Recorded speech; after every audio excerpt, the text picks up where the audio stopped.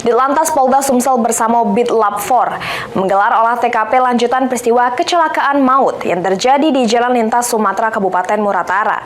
Olah TKP dilakukan dengan menghadirkan saksi kenek bus yang selamat.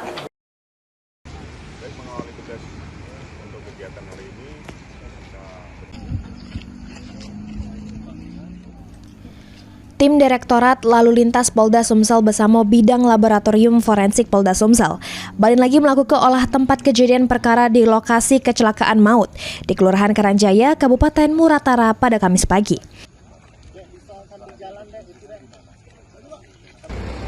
Olah TKP dilakukan dengan menghadirkan saksi kunci, ialah kenek bus Muhammad Fadli, 30 tahun, yang selamat juru peristiwa maut yang merenggut nyawa 16 uang.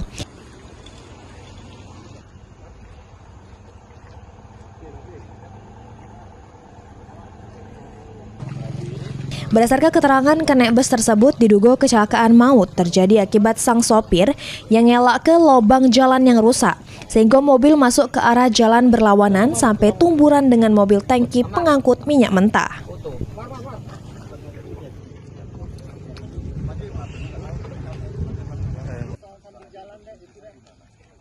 Menghindari lubang, kemudian terjadi tubukan. Namun yang jelas kita tidak bisa harus kita kuatkan keterangan dari kenek tersebut.